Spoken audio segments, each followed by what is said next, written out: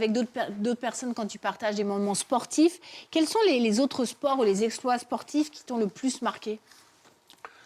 Rouler avec Harry Vatanen sur le rallye de Paris-Dakar, faire de l'offshore avec Jackie Hicks sur le lac de Caume, monter avec Henri Pescarolo dans une Jaguar à 350 km/h dans la ligne droite d'une Audière. Voilà quelques-uns des exemples. Les skippers de catamaran de vitesse aussi. J'ai fait des voyages incroyables, j'ai traversé des déserts, je suis allé en Patagonie, dans les Laurentides au Québec, voir une aurore boréale. J'ai eu une vie bien remplie, quoi. J'ai pas arrêté. Avec plein d'images, plein la tête et plein les yeux. Tu aimes les exploits, les avions, les hélicos. Page 30 de ton livre, on en parlera tout à l'heure. Je reviens de loin de manière plus précise. Page 30, tu dis, à propos des paroles du pilote de chasse Patrick Baudry, tu connais, Sylvain, la différence entre nous et les enfants, c'est le prix de nos jouets. C'était bien vu. Il m'avait emmené en Alpha Jet, qui est l'avion de la patrouille de France avec laquelle j'ai volé. J'ai volé en Mirage F1, en Mirage 2000, en Mirage 3, en Rafale.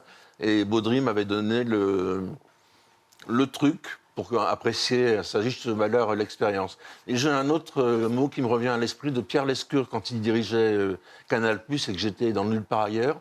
Il m'avait dit, tu sais Sylvain, il n'y a pas de bonnes idées, il n'y a que des bonnes équipes. Et ça, je l'ai appliqué dans ma vie pour tous ces bouquins qui sont là, les DVD, mes projets que j'ai réalisés. C'était avec une équipe de copains, toujours. Tu as fait beaucoup de radio, hein, ça fait vraiment partie de ton quotidien. Tu te rappelles, pour en citer, il y a eu Sylvain Augier en toute liberté, Qu'est-ce qu'il vous fait courir? Tu te rappelles de la personne que tu as interviewée qui t'a le plus marqué? Oui, Sœur Emmanuelle. Tu en parlais tout à l'heure. J'ai écrit un livre sur elle, un portrait et un échange avec elle avant qu'elle ait 100 ans. Et je l'adorais, je l'appelais Madeleine. Et elle était d'une sagesse, d'une intelligence, d'une générosité. J'ai adoré cette femme, vraiment adoré, comme une grand-mère, quoi.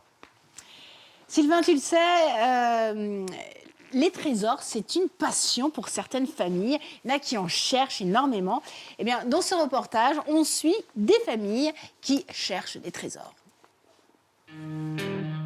Au milieu de la forêt, C'est là, à droite.